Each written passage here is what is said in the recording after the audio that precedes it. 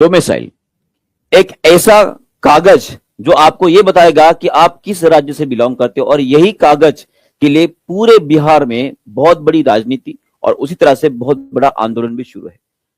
और ये आपको मैं बताना चाहूंगा कि इस आंदोलन का एक नतीजा भी हमें यहाँ पे देखने को मिल रहा है कि जिस तरह से अभ्यर्थियों ने हमेशा ये डिमांड की है कि बिहार में डोमिसाइल लागू होना चाहिए, और आखिरकार नीतीश कुमार जी ने 3 ऐसी भर्तियां जो बिहार के स्कूलों में होने वाली उनमें डोमिसाइल नीति लागू कर दी गई है।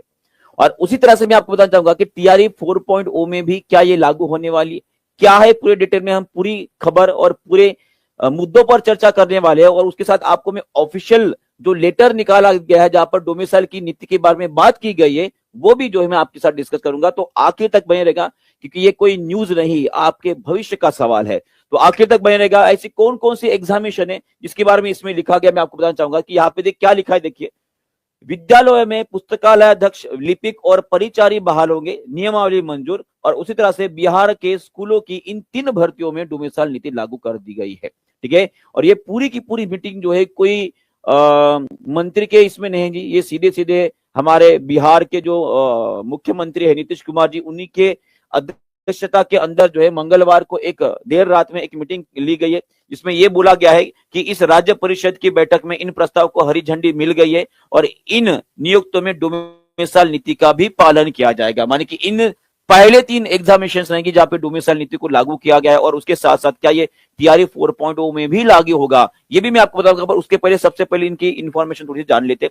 यहाँ पर यह भी लिखा गया कि लिपिक और परिचारी पद के लिए 50% जो है नियुक्ति अनुकंपा वाले के लिए जो है वो आरक्षित रखी जाएंगे। माने कि लिपिक और परिचारी के जितने भी पद रहेंगे वहां पर उन सभी कुल मिलाकर जितने भी पद है उन सभी में से 50% जो है वो आरक्षित रखी गई है।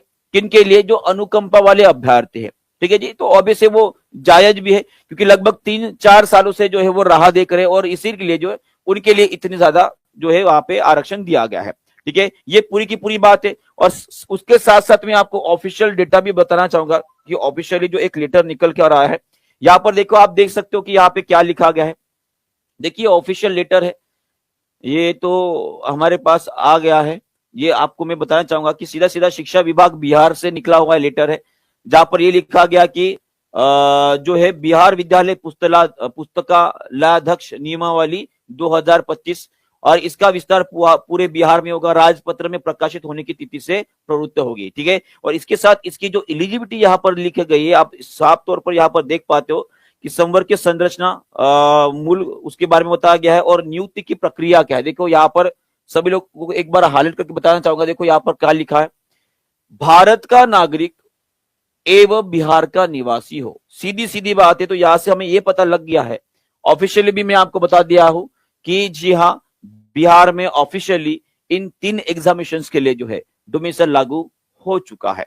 इसके न्यूनतम जो प्रतिशत रहेंगे केवल आपका 45% है। यहाँ पे केवल और आपको जो स्नातक डिग्री ही मांगी गई है कि जिसका भी ग्रेजुएशन कंप्लीट हो चुका है वो सभी लोग जो है इस फॉर्म को फिलअप कर सकते हैं। और उसी तरह से जो भी अनुसूचित जाति, अनुसूचित जनजाति से और अत्यंत पिछड़ा वर्ग से आने वाले जो भी लोग हैं, दिव्यांग और महिला जो है, और उसी तरह से आर्थिक रूप से जो कमजोर अभ्यर्थी, उनको लिए जो न्यूनतम निर्धारित अंक है उसमें 5% की छूट दी गई, माने कि वो उनको सिर्फ 40% से डिग्री ही पास करना है। तो ये सभी लोग जो है पुस्तकालय अध्यक्ष की पद के लिए जो है साहब फॉर्म आराम से भर सकते हैं। तो ये पूरी न्यूज है। और उसी तरह से एक सवाल मैं आपके लिए छोड़ के जा रहा हूं, क्योंकि ये सवाल का जो जवाब रहेगा ये सीधा हमें सरकार तक पहुंचाना है।